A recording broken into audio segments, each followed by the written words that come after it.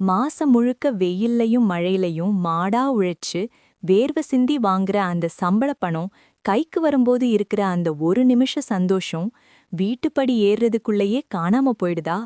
உங்களுக்கு இது வெறும் 15,000 ரூபாயா இருக்கலாம். ஆனா நம்மள மாதிரி ஆளுங்களுக்கு இது வெறும் பணம் இல்ல. இது நம்ம குடும்பத்தோட கனவு, நம்ம குழந்தையோட அழகான எதிர்காலம். ஆனா இவ்ளோ கஷ்டப்பட்டு உழைச்சும் மாசம் கடைசியில ஏன் பாக்கெட்ல ரூபா கூட மிஞ்ச மாட்டேங்குது? நாம என்ன ஓட்டப்பானையிலயா தண்ணி ஊத்துறோம்னு கலங்கி போய் நிக்கிறீங்களா? நம்ம குமாரும் அப்படிதான். ஒவ்வொரு மாசம் 25ஆம் தேதிக்கு மேல யார்கிட்டயாவது கைமாத்து கேட்கலாமான்னு தயங்கி, தன்மானத்துக்கும் தேவைக்கும் நடுவுல நித்தம் ஒரு போர்க்களத்தையே சந்திச்சுக்கிட்டு இருந்தான்.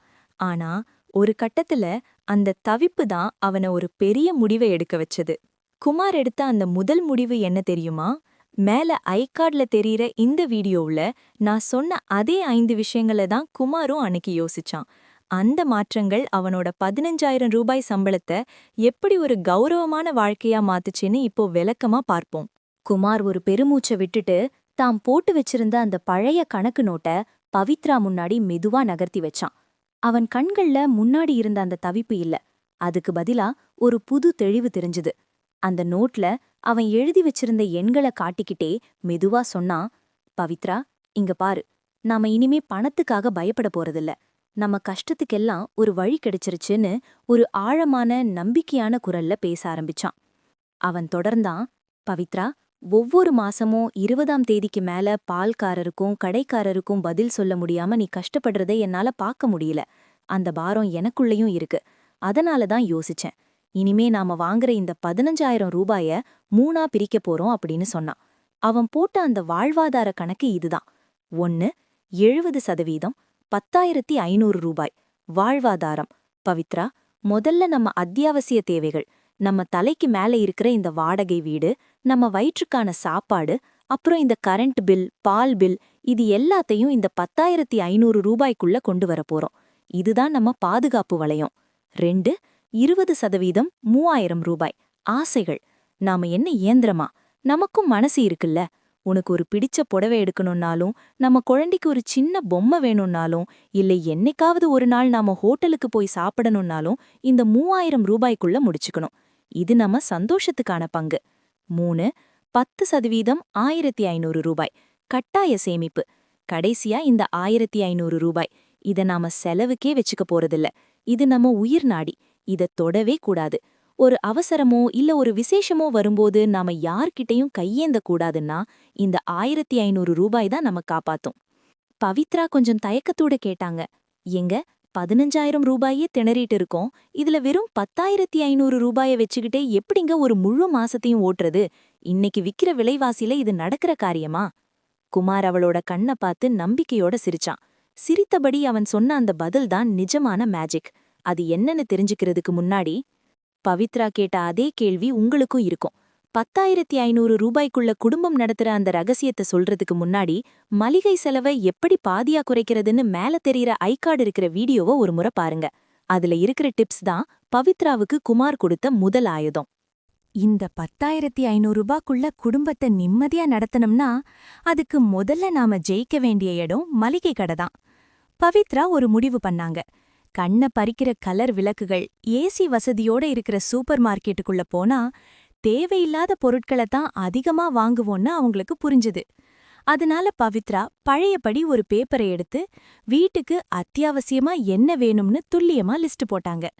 அந்த லிஸ்டோட குமாரை கூட்டிக்கிட்டு அவங்க ஏரியாவுல இருக்கிற ஒரு பெரிய மொத்த ஹோல்சேல் ஷாப் போனாங்க. அங்க போனா 5 ரூபா 10 ரூபான்னு ஒவ்வொரு பொருள்லயும் காசு மிச்சமாகிறத பவித்ரா கண்ணார பார்த்தாங்க. பாக்கெட்ல வர்ற பொருட்களை விட தரமான லூஸ் மளிகை பொருட்களை தேர்ந்தெடுத்ததுல மட்டும் அவங்களுக்கு மாசம் 1,000 ரூபாய் கிட்ட மிச்சமாச்சு. மளிகை செலவை எப்படி கட்டுப்படுத்தணும், என்னென்ன பொருட்களை வாங்கணும்னு நான் ஏற்கனவே ஒரு வீடியோல ரொம்ப தெளிவா சொல்லியிருக்கேன். அந்த ரகசியங்களை நீங்களும் தெரிஞ்சுக்க மேல இருக்கிற ஐ கார்டை கிளிக் பண்ணி பாருங்க. பாத்தீங்களா, சிக்கனம்ங்கிறது கஞ்சத்தனம் கிடையாது, அது ஒரு கலை. பவித்ரா அந்த கலையை கத்துக்கிட்டாங்க. ஆனா குமார் என்ன பண்ணான்? அவனோட சில்லறை செலவுகளை அவன் எப்படி சமாளிச்சான்? அது இன்னும் சுவாரஸ்யமானது. நாம பண்ற ஒரு பெரிய தப்பு என்ன தெரியுமா? வெறும் 10 ரூபாய் டீ தானே, ரூபாய் வடதானேன்னு இந்த சில்லறை செலவுகளை கண்டுக்காம விடுறதுதான். ஆனா ஒரு நாளைக்கு ரூபாய்னு வச்சுக்கிட்டா கூட மாசத்துக்கு ரூபாய் ஆச்சு. குமார் இப்போ ஒரு வைராகியத்துல இருந்தான். ஆசைகளுக்காக ஒதுக்குன அந்த ரூபாய அவன் வீணாக்க விரும்பல. அவன் ஒரு புது முறைய ஃபாலோ பண்ண ஆரம்பிச்சான்.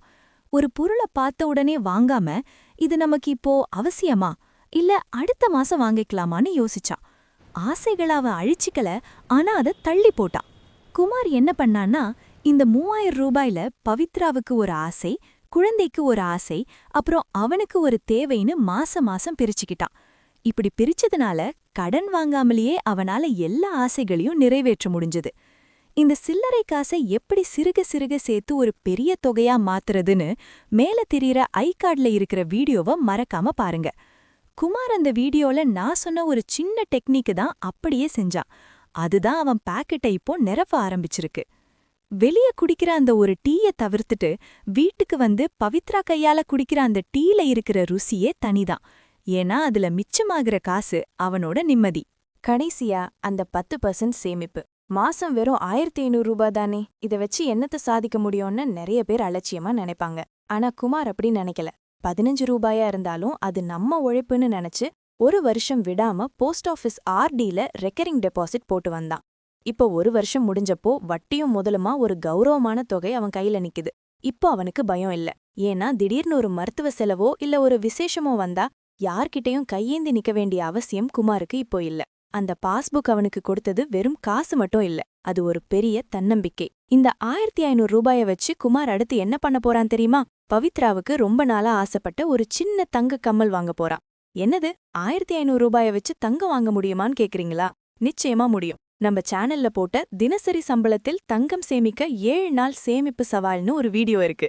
மேல தெரியிற கார்டை கிளிக் பண்ணி அந்த ரகசியத்தை தெரிஞ்சுக்கோங்க. குமாரும் பவித்ராவும் இப்போ அந்த பாதையில தான் பயணிக்க ஆரம்பிச்சிருக்காங்க. சேமிப்புங்கிறது ஒரு சுமை இல்ல நண்பர்களே, அது உங்க நிம்மதியான தூக்கத்துக்கான அஸ்திவாரம். பார்த்தீர்களா நண்பர்களே, 15,000 ரூபாய்ங்கிறது ஒரு சாதாரண தொகைதான்.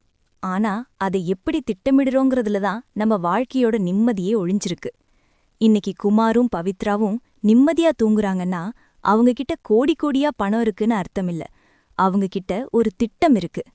அந்த 70-20-10 அப்படிங்கிற சூத்திரம்தான் அவங்க வாழ்க்கையில இருந்த இருட்ட நீக்கி ஒரு வெளிச்சத்தை கொண்டு வந்திருக்கு. நீங்களும் இன்னைக்கே ஒரு டைரி எடுங்க. உங்க வருமானம் எவ்வளவா இருந்தாலும் பரவாயில்ல, அதை முறைப்படி பிரிக்க ஆரம்பிங்க. ஆரம்பத்துல கொஞ்சம் கஷ்டமா இருக்கலாம், ஆனா ஒரு வருஷம் கழிச்சு நீங்க திரும்பி பார்க்கும்போது உங்ககிட்ட ஒரு பெரிய சேமிப்பும் அதைவிட பெரிய நிம்மதியும் இருக்கும். இந்த வீடியோ உங்களுக்கு ஒரு சின்ன மாற்றத்தையாவது கொடுத்திருக்கும்னு நான் நம்புறேன். இந்த தகவல் உங்க நண்பர்களுக்கும் உறவினர்களுக்கும் பயனுள்ளதா இருக்கும்னு நினைச்சீங்கன்னா உடனே அவங்களுக்கு ஷேர் பண்ணுங்க.